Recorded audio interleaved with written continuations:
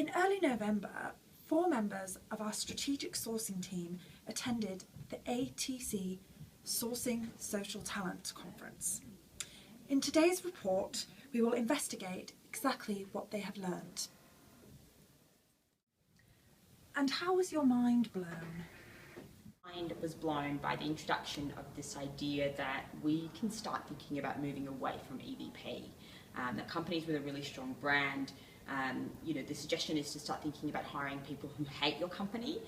So while I don't necessarily subscribe to that completely, I do like the idea that to be disruptive, you want to hire people who want to disrupt your company and bring about change. So that gave me a lot to think about. So really, So there was this particular sourcing example that was provided, which I just thought was incredible because it was strategic in nature and it delivered an amazing result.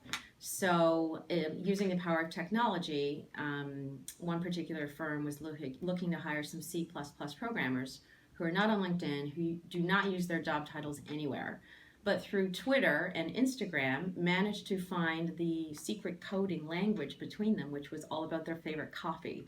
And in fact, they were posting pictures from their favorite coffee shops. So they leveraged this information to actually come up with a marketing campaign to appeal to these individuals. And rather than storming the coffee shop and creeping them out, they created a very effective advertisement which they placed on the bus shelter directly in front of the coffee shop, showing a dude drinking a coffee saying, "Fed up with your job, come have a coffee with us and talk to us," and actually led to a series of successful hires. So I'd love to see us start to approach some of our tough sourcing challenges in that fashion.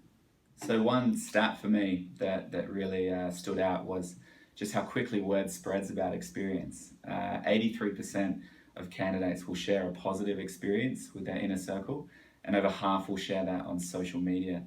So for me, that sort of emphasizes the extended and broad effects that our experiences will have on the consumer market. And since the conference, what has kept you up at night? What's kept me up at night has been about the importance of understanding how all these tools work, specifically around the Boolean logic side of things, so that we really grasp whether or not the tools that we're using are effective and we don't end up sacrificing quality for quantity or efficacy for efficiency. key takeaway for me, I think, was this emphasis on the commercial impact of a poor candidate experience.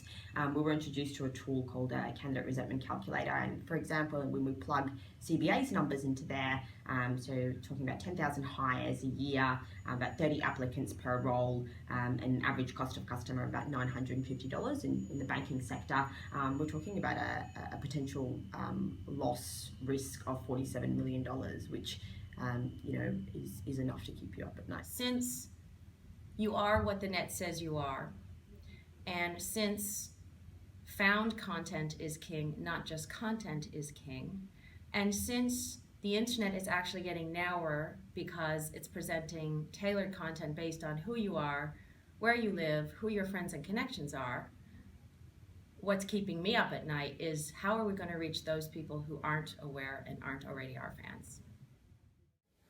And how are you going to implement what you've learnt for talent acquisition at CommBank? One of the things that I'd like to take away and implement is a tool that we were shown called Crystal Knows, and what it is an online kind of personality aggregator. So it uses all of your sort of social content and your digital footprint to summarize a personal profile for you and some suggestions on the best way to communicate with that particular person. So look, while I probably don't suggest that we do that for every single candidate that we talk to, I think embedding the idea of tailoring your message is an important one. So the key takeaway from me was the danger of having a generic branding approach or a one-size-fits-all EVP, which what it ends up with is sort of just lots of applicants, but not necessarily the right applicants.